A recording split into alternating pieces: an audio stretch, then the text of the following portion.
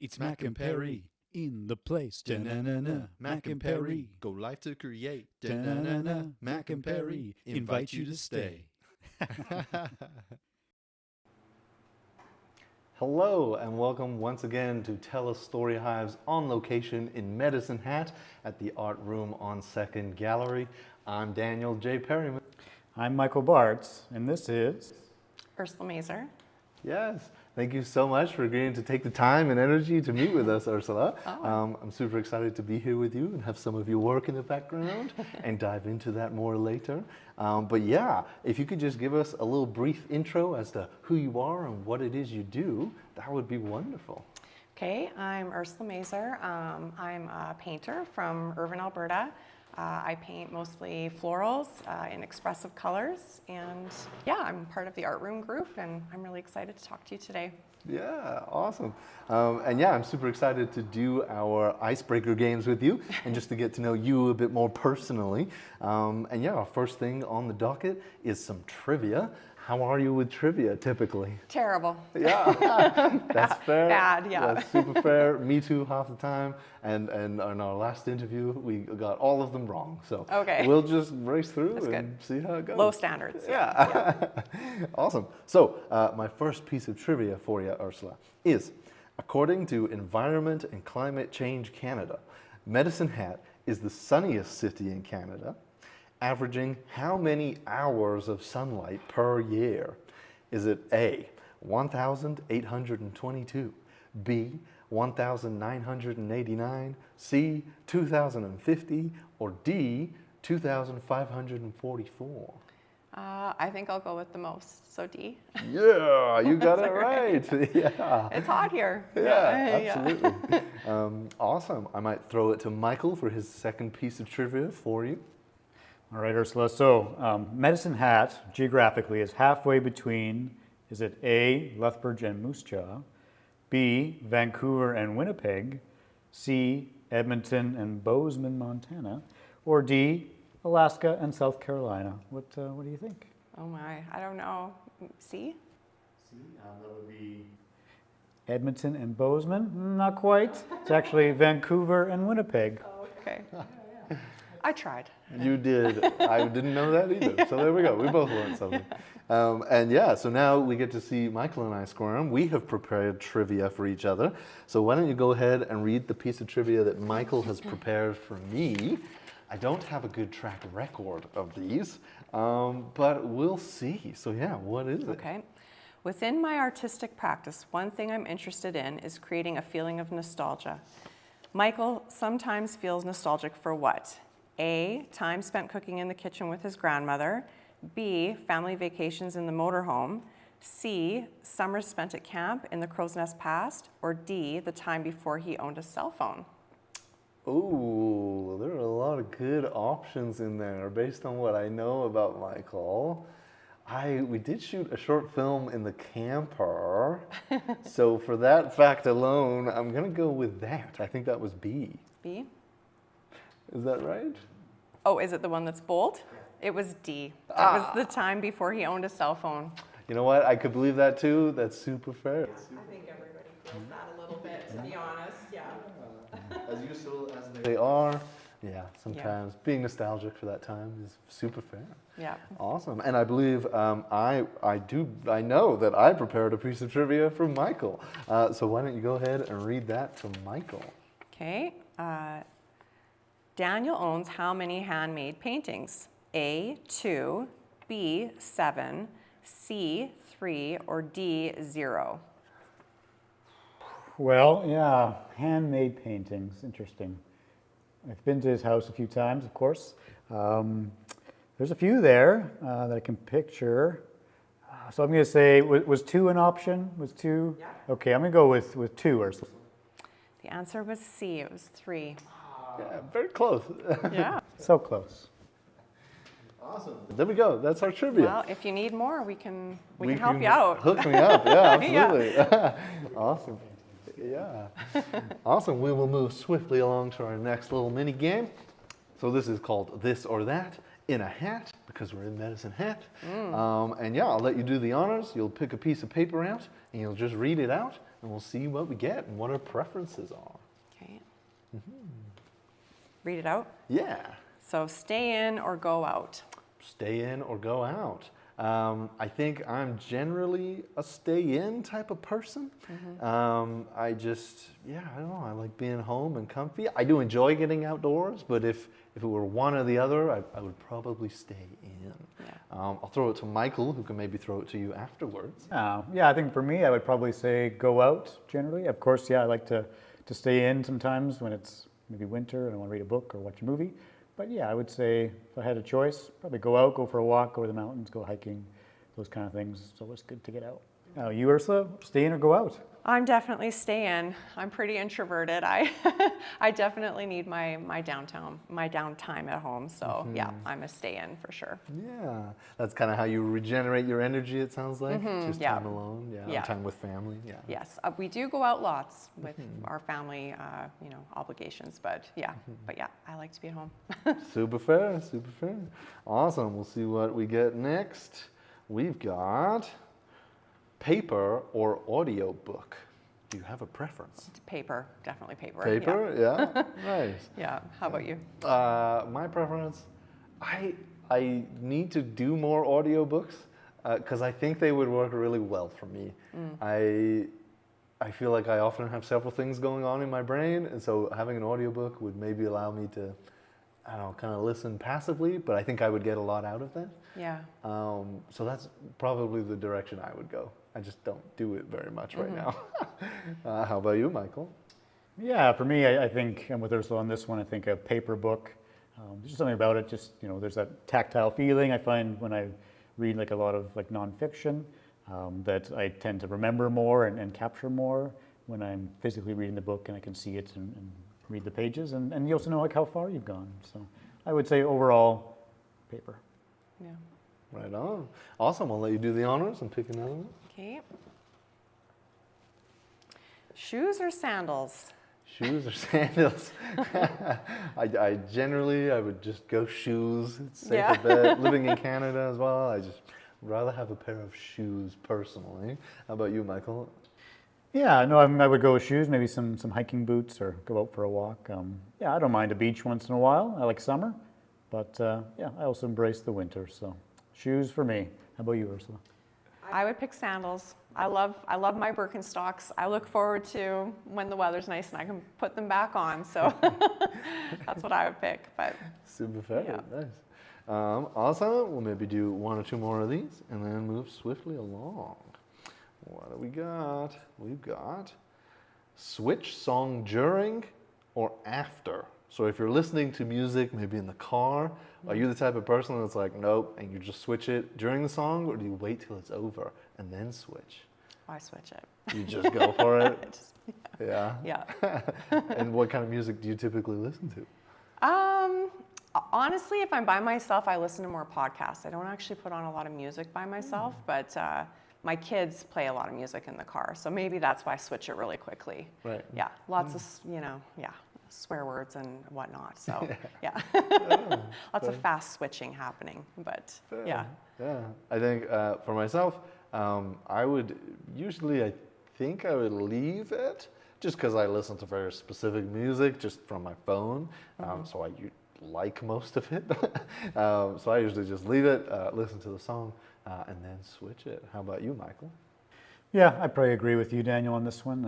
I try to just listen through the whole song. It's only a couple minutes, and especially if like I really enjoy listening to like an entire album. So yeah, it's that whole experience. And if I don't like a song, that's okay. But I'll usually just listen all the way through. Yeah. Super fair. Yeah. Awesome. We'll move swiftly along to our Tumbling Towers game. Have you played Jenga or Tumbling Towers before? Not for a long time, but yeah. Super fair. So just to recap, typically can't take from the top 3 rows, and once you take a piece, you'll plop it on top. And there's, you can feel around and see which ones are loose. There's no like, you have to go with the first one you touch or anything like that. Okay. I'll let you do the honors. Do you want me to go ahead? and- This one looks pretty loose. You are eyeing that up right away. Yeah. I love it. That's 33. 33. Awesome. Our question is, what's your guilty pleasure? Or a guilty pleasure. Yeah. Yeah. Like food-wise, or? Sure. I definitely like the coffee shops. I feel like I spend a lot of time in my car because we live out of town and my kids play sports. So I definitely stop at a coffee shop every day to get usually a drink and a treat. So yeah, that's my guilty pleasure. Is there like a specific drink that comes to mind that you really love? Like A flat white. Yeah. Flat white? Okay, nice. Yeah. Yeah, they definitely know me at all the Starbucks. I'm there all the time. Yeah. Nice. There's something about having somebody else make it for you. Yeah. It just makes it special. Yeah. And I think it's a time killer a little bit for me. It's just like but yeah. Nice. A guilty pleasure for me. I love going for walks. I mean, that's the first thing that's coming to mind. I don't know if that's a That's guilty healthy, thing. yeah. Yeah, I guess. Yeah. Something maybe not less healthy would be nachos. Okay. I love nachos. So yeah. How about you, Michael? What comes to mind for me? I don't know why, but I think it's like romantic comedies. You know, sometimes I'm like just in the mood for romantic comedy or like a feel-good movie. Yeah. I watch lots of action movies, drama, things like that. But sometimes I just want to feel good, and I guess that's kind of a guilty pleasure. Yeah. Feeling good is guilty. Yeah. I got it. Yeah, you guys are pretty good with a walk and a nice movie. It's pretty good. Okay, we'll see if I knock it over. No, this one looks good, and that is 49. So 49, our question becomes, if you could start a movement, what would you start? I don't know that we've ever got that question before. Oh my. Yeah, it could be a big thing, a small thing. Start a movement. Yeah. I don't know. Maybe I would maybe I would say like everybody needs to unplug one day a week. Just like non-negotiable, everybody unplugs on Sunday or something. Yeah. I don't know. I know Michael would be up for that. Yeah. Time before phone, yeah. Yeah. As much as I know I should do it, I don't. But yeah, maybe if it was like required. Yeah. Yeah. And then you wouldn't feel bad being unplugged if everybody else was too. Yeah, you wouldn't feel guilty. Yeah.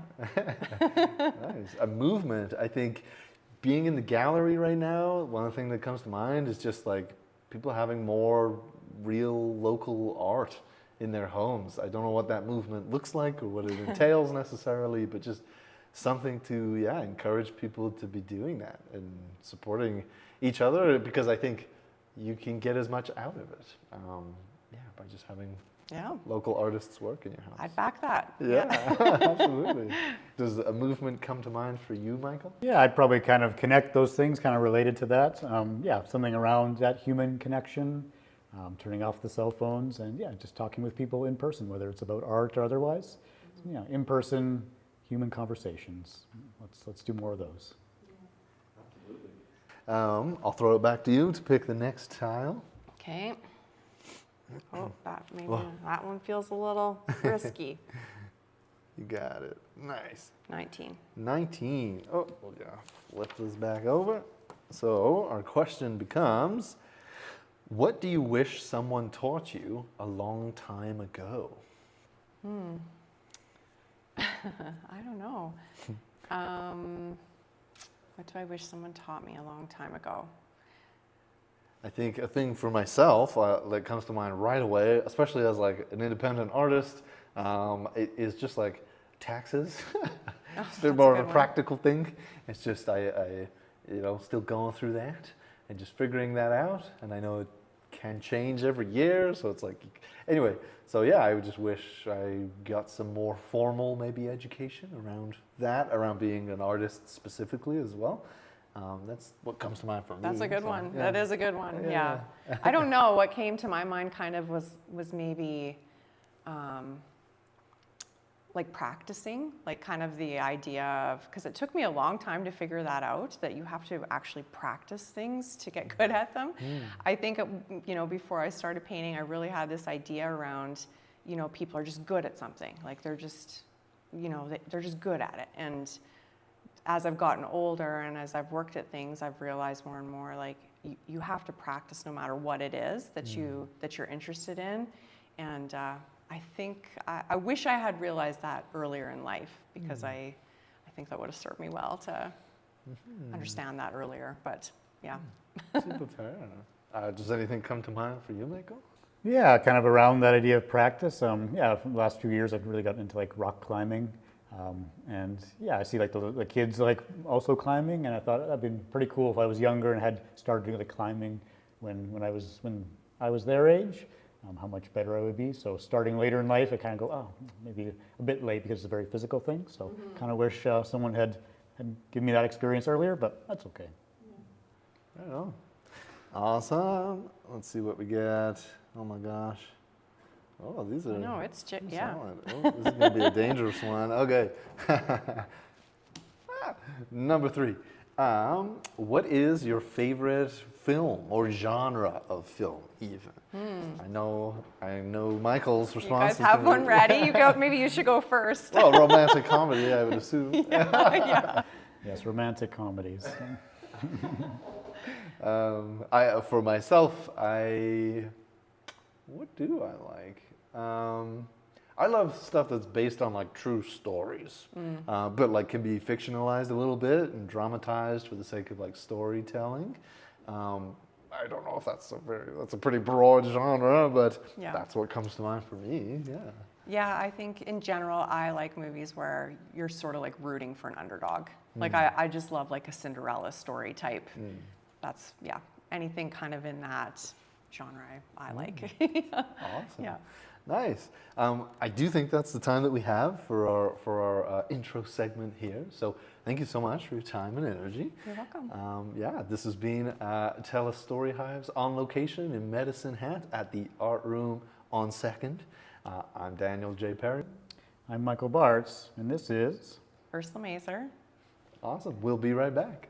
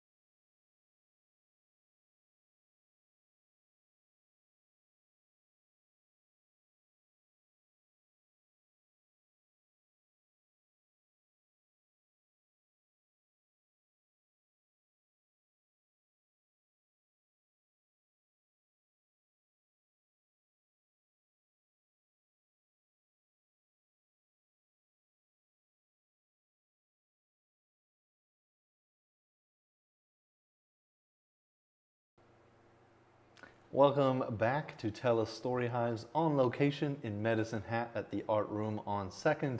I'm Daniel J. Perryman. I'm Michael Bartz, and this is... Ursula Maser. Yes, awesome. It was super fun playing the icebreaker games with you, getting to know you a little bit and your preferences. And I'm super excited to dive into your interview and kind of get to know a bit more about your journey and your practice. Can you just give us a brief intro as to who you are and what you do again? Okay, so I'm a local painter. I paint mostly in acrylics and sometimes oils. Usually I paint flowers, landscapes, things that are found in nature. And I'm a rancher and actually a professional hockey coach as well. So yeah, so we're a busy family but yeah, painting keeps me sane. Yeah, that's super fair. Yeah. Awesome. And yeah, if we kind of dive into your journey here, if you were to try and go back in time to what maybe your first kind of introduction to art was, was that with your parents or family, or was it past that? What would that have been for you? Yeah. So growing up, my grandfather, my opa, my mom's dad, was an artist. He taught painting at the college in Red Deer and in Olds. So that was kind of always a part of my childhood was, every wall in our home had art on it.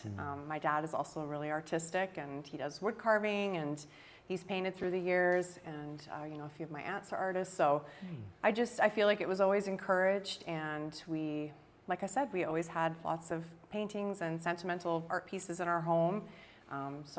Yeah, I think it was always encouraged in me from very young age. Yeah. And what kind of influence do you feel that had on you as a young person? Well, I would say actually as a young person, I was always a little bit of a worrywart. So, so I was the kind of kid that if I didn't think I could do something well, I would just shut down and be like, I'm not doing this at all.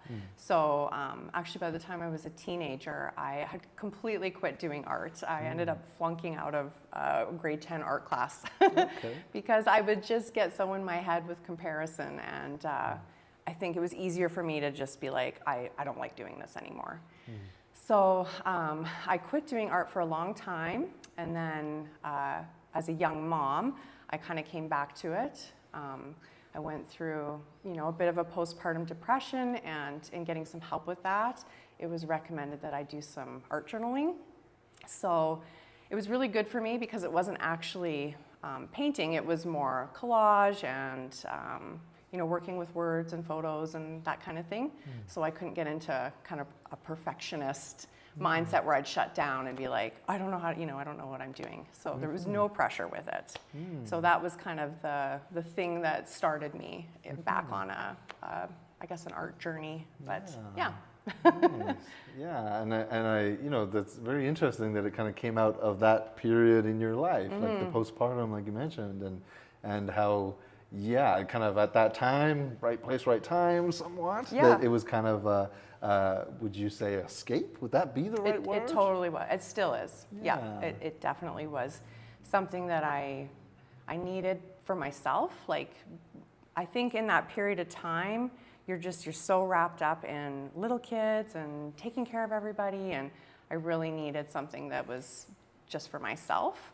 And that's what it was. And so it just grew from there. It was just baby steps and learning little bits at a time and books and podcasts. And I took a class with Maureen Newton. I don't know if you've met her. Yeah. But I took a couple classes with her and that's what kind of introduced me to, like I said earlier, kind of growing it as more of a practice. And I think before I definitely was in that mindset of like, if I can't just visualize my daughter's face and draw it perfectly, I'm not good at this. I didn't realize that it's a skill that you have to build, just like learning to play the piano or anything else. You don't just sit down and do it, right? It's something that you work at. So Maureen's classes showed me, color mixing and working with a grid, observational skills, that kind of thing. And it was really good to meet other artists in person, and it's just slowly grown from there. It's just baby steps forward always. Yeah, absolutely. Yeah. And I really do appreciate that, like, self-educated aspect, but also seeking knowledge and experience from others. And I guess I'm just curious, like going back to when you were young, was there a bit of that like rebellious nature of like, you know, being taught the thing but maybe not wanting to learn it, versus when you did kind of get into it and just kind of like that process of like educating yourself and maybe on your own terms? I'm not sure. That's a good question. I think when I was young, it was very encouraged. I don't know. That's a good question. I've never really thought about it that way, but yeah. Okay, Yeah. well, that's super fair. And so, yeah, your personal practice, it sounds like, started kind of in that postpartum phase, and it was more personal, and you weren't really sharing any of the pieces? No, yeah. So I took the classes with Maureen, and then I think right around that time, it was probably around 2015, so my youngest was about 3, and I was starting to make art more regularly, and I had, you know, a personal Instagram account, so I thought I would try sharing some of it online. And at that time, I was too nervous to even like have my name attached to the account. So it was kind of like an anonymous account. And so that was sort of the first ways that I started sharing my art. And then, you know, of course, family and friends are the ones that are like, oh, you know, I'll buy this painting from you, and helps pay for your supplies and that kind of thing. And then I started an Etsy shop, and I remember I had my first international sale on there, and I was just so completely blown away that somebody that was in a different country could find me, buy something from me. The shipping ended up costing probably as much as they paid for the painting, but it was still just like mind-blowing to me that, you know, like what a world we live in, that people can connect with you through the internet like that. So it comes with, you know, its blessings and its curses, but yeah. So after Etsy, I kind of, you know, started selling a little bit locally through some different places, and did my own website and started teaching a little bit, and it's just come along very slowly and organically, I guess, but yeah. And I'm super interested in that idea of like starting an Etsy and even like the personal Instagram account, and just like, just because that idea of like that trepidation of attaching your name to something, I think is so palpable for so many people. So I guess I'm just curious, like, how did you like get over that, or did you not, but you just did it anyway? Well, to be honest, like I said, my husband is a coach, so although I'm not an athlete, he was huge in encouraging me. Like, I feel like he coached me for many, many years before he went into coaching professionally in his own way, right? But I probably would have quit 100 times over if he hadn't been like, no, just do it. Like, it's good. Just, you know, it's a lot of your mindset, right? It's a lot of just getting over those mental hurdles, really. So I'm very grateful that I have a very supportive family. I don't take that for granted, because I know not everybody has that. And if I didn't have their encouragement, I don't know if I would have ended up selling or sharing things like I do now. So that's what it was. That's what got me going. Family, nice, and support. Awesome. And then like that experience sounds amazing, of having somebody internationally buy a piece of your work. Did you do a little dance? Like, what were the emotions that came out? It was. It's cool. Like, you know, I mean, mostly I sell work to people that know me in real life, still. But every once in a while, you do get a sale that, like, I had a commission recently where it was a lady across Canada that commissioned me to do a painting for her mom who's in BC, and you know, you're like, wow, how did these people find me? Or, you know, it's cool. Like, it's neat to connect with people like that. So Nice. But Oh, very cool.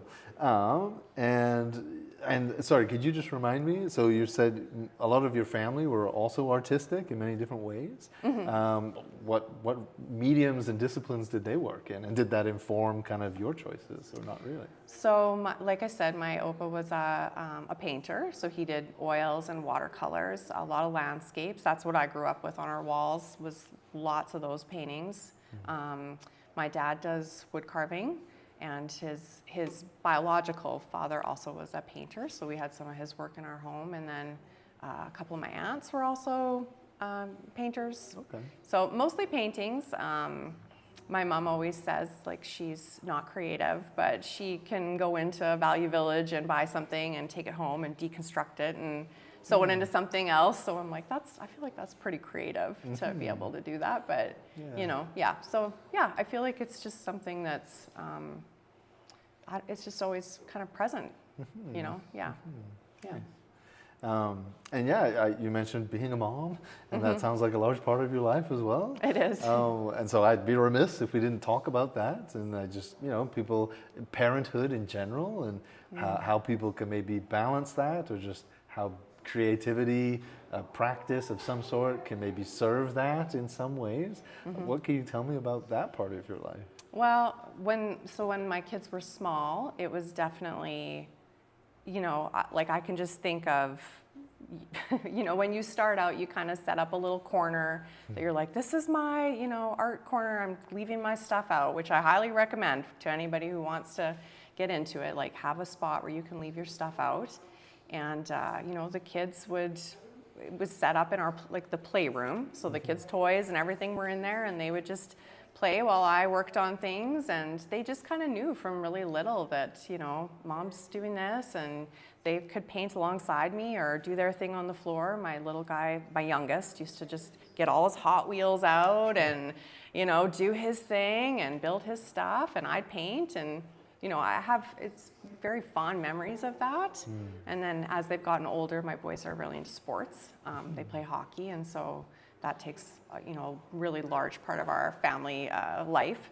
And then my daughter is graduating this year. She's heading off to university. So yeah, it's kind of, you know, there's a big part of me that's like, kind of grieving you know, that they're growing up and that they're going to go on their own way, but I'm excited for them. And I'm also really grateful that I do have my art practice, because I know that, you know, I'm just getting started. Like, who knows what I'll be making in 40 years, right? So I'll always have that to, I don't know, keep me busy and to keep me engaged. And I love my kids. I want them to fulfill whatever they want in life. And they always come first to me. But I am glad that I do have that for myself too.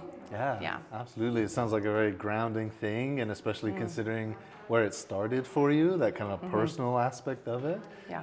And that, yeah, like you say, you're just getting started into that professional side of it, and just like putting yourself out there and getting your work out there. So I guess we could, I guess we could focus on that a little bit more, of just that journey from a personal practice to professional practice. So what would you say kind of came next after like the Etsy and selling your first piece? What kind of came next after that? I feel like things, sometimes I feel like people are very generous and supportive. Like, just, I don't know, I just feel like that's how people are. And so I feel like along the way, there's been opportunities for me that have come up that I maybe didn't pursue, but it's, you know, people saying like, hey, I'd be happy to have your stuff in my store. I can put your stuff in my flower shop. I can, you know what I mean? Or people sharing it or commissioning things, and just slowly you're building up your work and your clientele that way. So I suppose it kind of started like that. The website, you know, was definitely like a learning curve for me to be able to, I'm not a tech person at all, so to be able to kind of put that together and be able to manage that, learn how to photograph things. I know that was kind of a question about, you know, the skills that you need to build, and that's a big part of it. Yeah. Does that answer your question? Oh, absolutely, Okay. absolutely. Yeah, I mean, there's stuff in there that I'd love to dive into. Yeah. Like just that idea of how giving the community is, and making those connections, and you know, building those relationships. You know, what would be some advice that you might have for people, or just things that you were maybe grateful for during those times and in those relationships? Like, I don't know. I think I would just say, like, give generously of yourself, right? As much as I hope to give back to people, like even with, say with teaching. I'm a nervous speaker. I'm not one to, even doing this is a stretch for me. But, when I've been asked to speak, the first time I spoke to a group, it was some teenagers, which of course, Scary, right? Yeah, but at the same time, I was like, okay, this is the age that I was when I like totally shut down and was like, I'm not doing this, right? So even though I wouldn't say I'm a great teacher, I didn't go to university, I don't have a teaching degree, I do have a heart to encourage people. And so I think if you can see things that have encouraged you, like to be able to give that back to people, that would maybe be my advice, like just try to look for ways to bring things back around full circle, I guess. Yeah.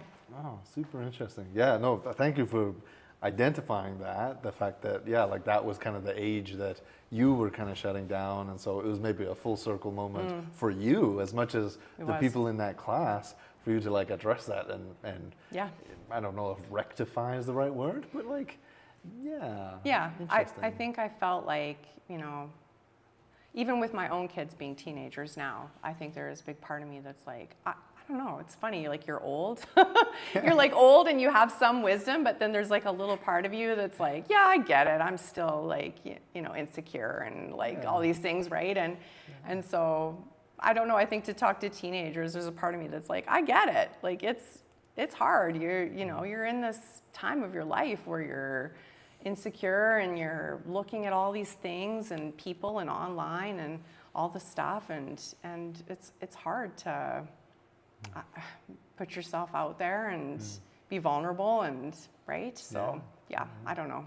No, and like the thing that comes to mind for me on that sentiment is just that, like, dealing with that, like, perfectionism potentially, right? And that it takes time to practice something, and that you maybe have to do bad drawings or bad paintings, like technically bad, you could say. Yes. But that's how you're actually gonna learn. Yeah. Well, and I think too, for me, like getting into a mindset at some point, like through time, of understanding that you do have to make, like, once I could understand that, like, okay, if I make 100 crappy paintings, like you can only get better. You can only go uphill, right? You're not gonna get worse. You're not gonna get worse with practice. So once I could let go of that perfectionism and understand that, like, everything doesn't need to be a masterpiece, and that's okay, then you're able to grow, right? And and it's just getting into that mindset that's the key. Right. Oh, that's a beautiful sentiment. And it kind of coming back slightly to that idea of your website that came next, and you mentioned you're not a tech savvy person, so it's like, maybe using that mentality to push yourself into those arenas that you don't have a lot of knowledge or experience. So what else can you tell me about setting up your website? And did you hire somebody, or how was that? No, I didn't. I just set up a Shopify, and again, it was like, I put it off probably for a long time, thinking like, I don't want to learn how to do this. But it was important to me to be able to, I didn't want to pay somebody to make it for me, because I wanted to be able to update it myself. And so, probably like just learning the, I'm sure for you guys, it would all be like super easy. Like, you guys have pretty fancy cameras and stuff. I use just my iPhone. I use an app on my phone to do, any corrections on my photos, any cropping, that kind of stuff. And then the website, it's just Shopify. Like, I feel like it was one of those things where I think you, like, mentally you're like, oh, this is gonna be so hard. And then once you, like everything else, when you start working through it, baby steps, it's not so bad, right? And then there's support for everything if you want to take the time to learn it, right? So we're pretty fortunate in our day and age that if you want to learn something, there's probably a YouTube or something for you to learn it, right? So So that's how that came about, and And I love, honestly, that you mentioned that idea of like accessibility for you, you know, because I do think that's part of what maybe stops people. But it sounds like, you know, you found a way to make it accessible for you, and it's keeping it simple, not getting fancy cameras, Yeah. not diving down those rabbit holes. So I think that's also just really great to acknowledge that. Very true. Yeah. Yeah, because you definitely can get into that mindset where you're like, oh, and I think I did, right? Where I was like, I should probably have professional photos and I should probably have blah, blah, blah, right? And then sometimes done is just better than perfect, Yeah, right? yeah, yeah. Like just, do the best you can, and you can always improve it, but at least it's up, right? At least it's up, and it has that idea of longevity. That's one step in 100 steps. So Yes. it's like, yeah, then you can focus on that next step. Yeah, exactly. Interesting. On your website, you talked a little bit about like a studio journal. Is that still a thing for you? What can you tell me about that? So it was, I started that, it was kind of like, I suppose, a blog type of setup, and it's attached to the newsletter. So if people were signed up for the newsletter, it would go straight to their inbox. I'm not always the most, I'm not always the best at keeping it up to date, but the idea of it kind of was to talk about sort of where my inspirations were coming from, what's new, updating people, what's, like say for art room, that kind of thing. And then also, I love art books, so that was a part of the studio journal, was kind of just to talk about what books I've been reading, specifically art books or creativity, that kind of thing. So yeah, that's what that was. Right Yeah. on, Yeah. nice, yeah. And then after your website, what was kind of like the next main milestone after that one? Because that's quite a big milestone. So what do you think came next after that?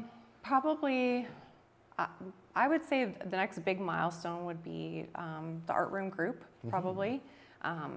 So that was Erin Stamelschuk-Beagle, who I know you just spoke to, Teresa Eisenbarth, and Jackie de Blasio. And we all kind of came together. Erin started, wanting to put a group together to do a show. And Teresa and I had taken a class together at the Hat Art Club. So she messaged me and was like, hey, like, I thought maybe you'd be interested in this.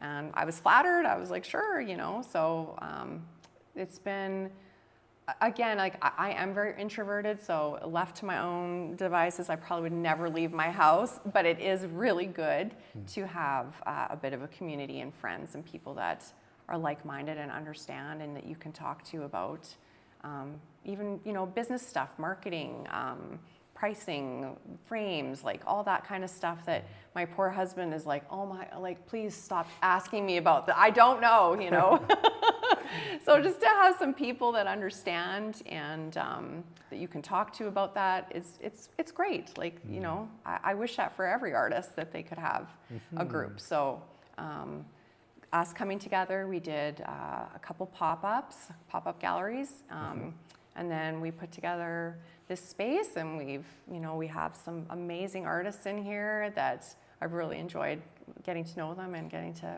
know their art, and that's, to me, the best part of the whole thing. So yeah. Yeah. And what can you tell me about those pop-up galleries? Are they like a more accessible thing than like, a concrete gallery? Like, is that more accessible for people, do you think? I think it's just a fancier way of saying, like, this is for a week only, or, Yeah. like, it's just a short term. So pop-up, like, just being, like, it's, the first one I think we did for 4 days, which was a lot of work, actually, to set up and tear down for a 4-day event. Right. And then the second time we did it for a month, which was, a little more time to keep everything set up. It was over Christmas, like over November. So yeah, and then we had a really good response, and we love this building. The landlord is wonderful, and yeah, it's a beautiful historic building. So we're happy to try it for, we're hoping a year, and we'll see. Yeah. And yeah.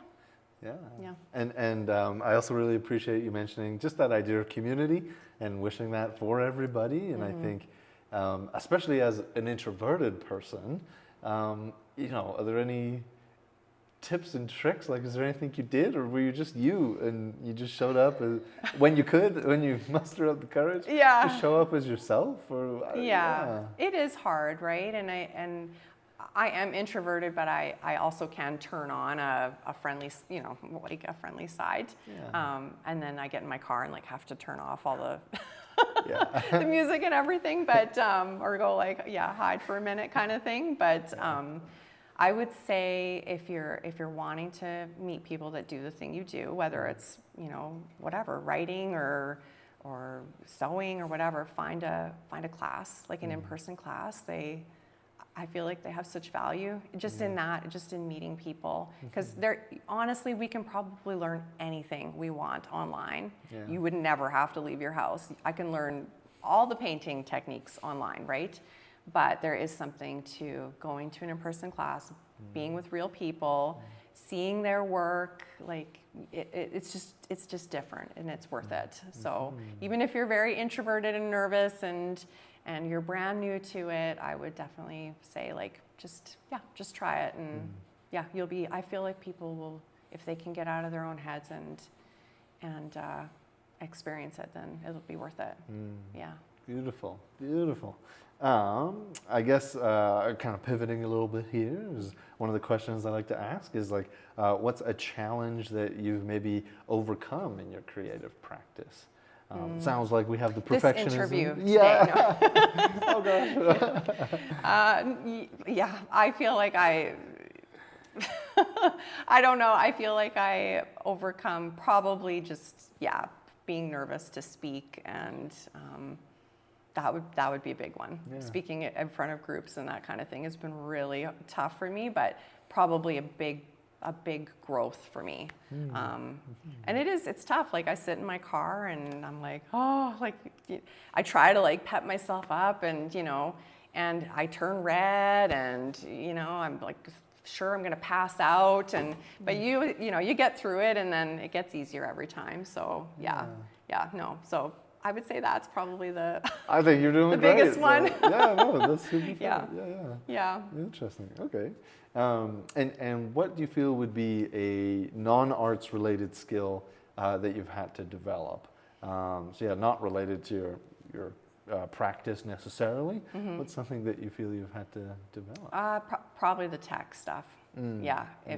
If I was, like I have a niece that's 18 and she's a wonderful artist. If I was to like give her advice, if she wants to sell her work, I would say like brush up on your tech, because you're going to probably need to know how to, market your stuff and do social media and have a website and photograph your, all that kind of stuff. And it's not something that I think when you initially go into it that you realize is going to take up actually a big chunk of your time and your energy, right? So I would say that's for not art related, that would be the biggest thing I had to kind of learn.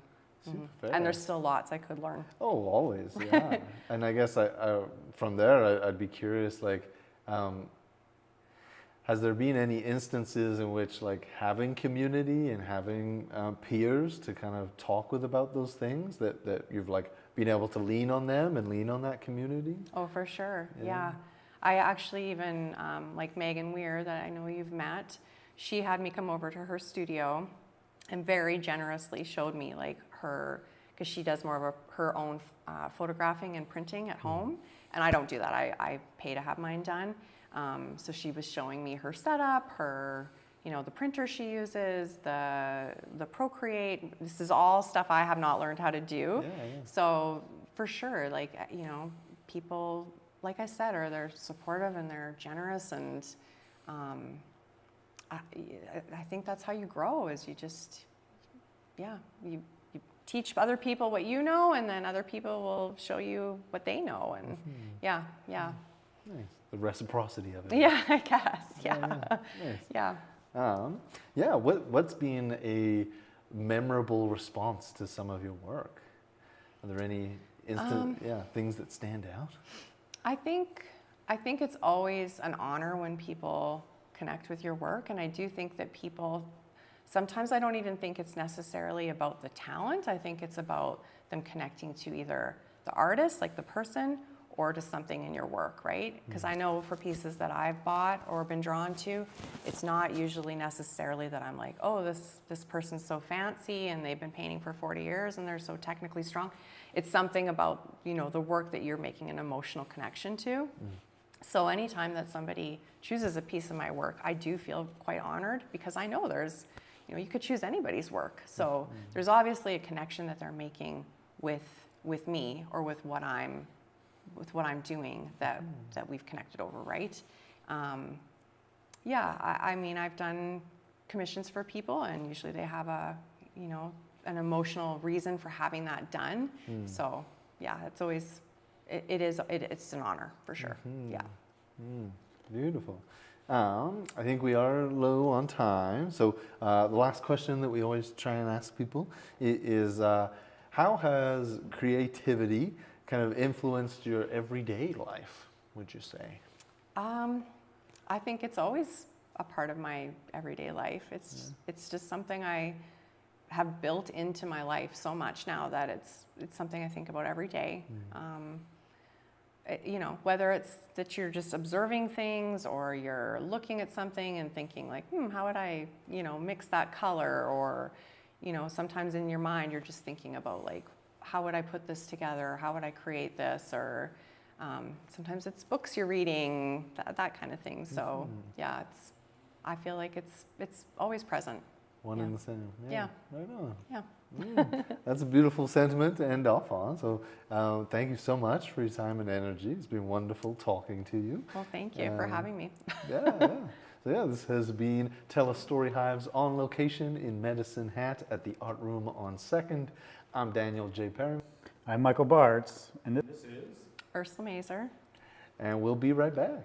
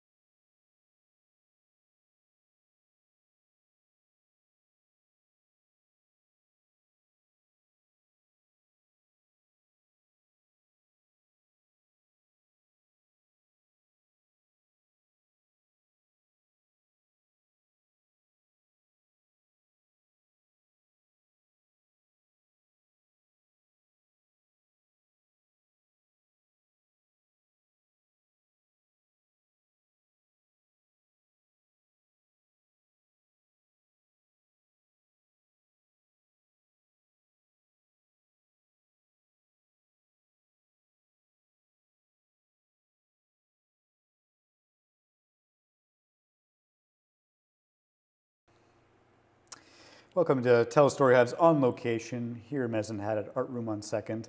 I'm Michael Bartz.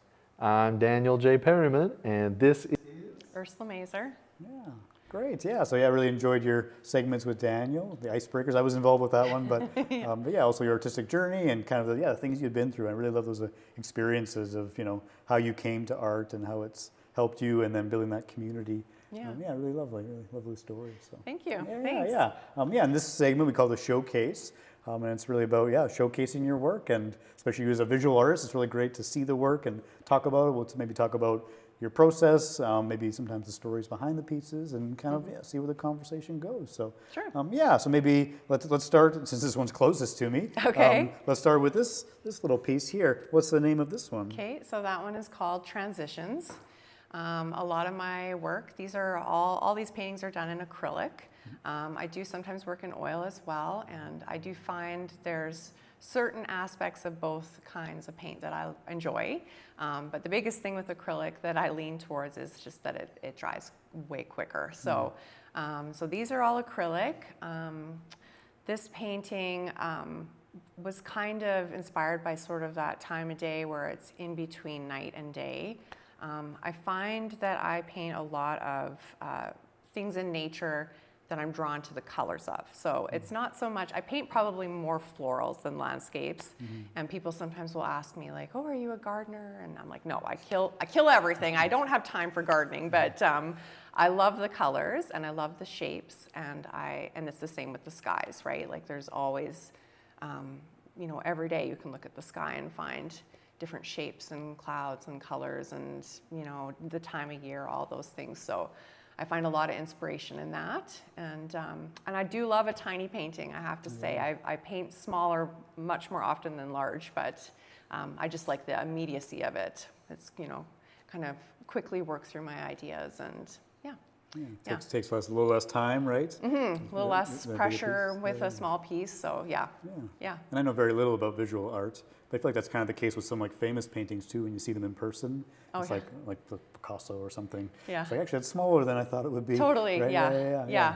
I have found that before too. Yeah. And I think of you talked about with your website, photographing paintings too, right? And maybe getting the idea of the size and the scale, and it's different photographing a painting versus seeing it in person. Oh, for sure. Yeah, and sometimes too, you'll see a really big painting and you're like, oh, I wasn't expecting, so it is hard to get a feel for the scale for sure online. And especially I feel like this piece, it's very small, but it's also a landscape, right? So usually that's something you would expect to be very big. Right. I guess so was that an intentional choice then to start off small with this one? I think at first, because I did paint a lot of small paintings, like I said, just to kind of quickly work through ideas. And because I have struggled, through the years with kind of that perfectionism, I sometimes find with big pieces, I do put a little more pressure on this needs to be amazing. It's going to take up a whole wall. Whereas with a small piece, I don't feel quite that pressure. And so I think I'm able to keep a little looser. And usually those are my better pieces when I'm able to not get too tight and precious with it. So so that's probably why I do lean towards smaller pieces. But that's okay. That's great. Yeah, and this one in particular being this landscape, is this somewhere significant to you? Or? That would definitely be prairie inspired. We do live on a ranch, my family. So so I do paint a lot of prairie skies. I don't paint cows and that sort of thing as much, but it's the skies that I like. I'll leave that to Megan Weir. Yes, exactly. She does it very well, so Nice, and you mentioned with these you're inspired by nature. Does that kind of, as you've been growing as an artist, has that changed how you kind of view the world when you're outside? I think I do look at things definitely through a lens of how would I translate this? If I'm looking at, say a sunset when I'm driving into town with my kids, I'll look at it and think how would I mix that? How would I put that together? How would I layer that up, kind of thing? So I definitely do feel like you do look at things sort of through a lens of, how would I translate that? Yeah. Yeah. Yeah. Absolutely. Yeah. Nice. Yeah. It's a lovely little piece. Thank you. Transitioning on. Yeah. Let's pick up this one here. So, Okay. yeah. What is the name of this piece? So that piece is called The Wagon. It is actually a painting I did of my own 3 kids. I don't paint people very often. I would say, this is an example of something that I would do as a bit of a challenge for myself. This is definitely more my comfort zone, and that is something that I would do to help me build my observational skills. I think it is good for me to challenge myself and to try to continue to grow, right? So I think partly too, like I do love, nostalgic pieces that give me a feeling of like warm, cozy, I want my pieces to feel joyous. I want them to feel happy. And as my kids are obviously getting older, they are 13, 15, 17. So this is obviously painting when they're much younger, but yeah, I guess it was a personal piece for me. Like it's just a memory and something that I wanted to have for myself, which I rarely actually paint things that I intend to keep for myself. I like to put them out in the world and make room for something new. So yeah, so this was a personal piece for me, but yeah. Yeah. And then if you remember, like, what was maybe the story around this scene here that was happening? It probably was like they were actually all in this wagon and like, we're poking at each other and, but this was actually like in our yard. We have lilac bushes and Layla, my daughter, was holding Teddy, was baby, and George is the blonde one. And yeah, they were just all grouped into our little wagon and we used to pull them around the yard. And yeah, I love scenes that are relatable in that they're, you can look at it and think like, oh, I remember when my kids used to do that. Like I see little kids sometimes now, and, playing dolls or whatever at the rink. And I'm like, oh, I remember when my kids used to bring their stuff. So it's, I suppose, just those moments that I'm drawn to that I think everybody can kind of relate to a little bit. Yeah. Absolutely. Yeah. That nostalgia and that growing up and how kids change and Yeah. Yeah. That's such a nice memory that you could capture that in a painting. Yeah. Yeah. Yeah. And then would this have been like based on a photograph or just a memory? It was based off of a photograph. I did have a photo of them in the wagon. I did change a bit of the lilac bushes weren't in the photo. Sure. So sometimes I will have a photo reference, and I more so with this type of thing with the nature inspired stuff. I will intentionally try not to stay like too close to the reference, just in order to let myself have a bit of play with it and a bit of looseness. Whereas something like this, like I said, is more of a challenge for me. So I do tend to stick a little closer to the reference. Sure. Same with a commission, like I would stick closer to the reference. It just gives me a better idea of what the person's wanting. So less experimenting there for sure. Yeah. And so like you said, you don't like paint people very often. So and you're kind of pushing out of your comfort zone there. For this piece, what was the challenge there? Painting the people. Yeah, people. Yeah. Skin tones and I mean, obviously it's not like photorealistic. No. And that's okay. I like when it's, they're not photorealistic, but painting the people was the biggest challenge for sure. Yeah, fair enough. Yeah. Well, they look great. Yeah, love it. Yeah, that's great. The wagon ride. All right, we'll go on to this lovely piece here. So maybe a little more in your comfort zone. Yes. Yeah. What's the name of this piece? So that one is called After the Winter, the Promise of Spring. Right? Yes, okay. Yeah. I can see them on the back. Sure. So yeah. The trick question, I know the answers. Yes, so After Winter, the Promise of Spring. So that, I kind of feel like sometimes with my titles, some of them are just quite literal, and then other times I do have a little bit of a double meaning, right? So maybe with that one, the colors are, I feel, quite wintry, like that gray-green of the background, but sort of the double meaning would be just, after you're coming through a dark period, there is always a light on the other side. So some of the pieces do have a title that are a little more like that, or even transitions. Like it can be, a bit of a double meaning where, might be a period of your life, like we are having, where our kids are growing and they're going to be leaving, and it is a transition period, right? So yeah. this piece too, like I do, when I started out with art journaling and that kind of thing, I did a lot of mixed media more. So mixing, you know, colored pencils, pastels, paint, and that kind of thing. So in this piece, I did use a bit of pencil and pastel underneath. It's hard to see, you'd have to really look for it, but I do love having that element of like a little hidden something that maybe you don't even know it's there unless I tell you, kind of thing.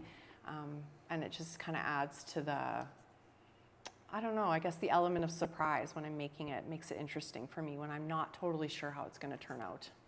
Yeah. And yeah, I guess the process, like that little secret little thing, like do you kind of know in advance what it's going to be, or do you discover that?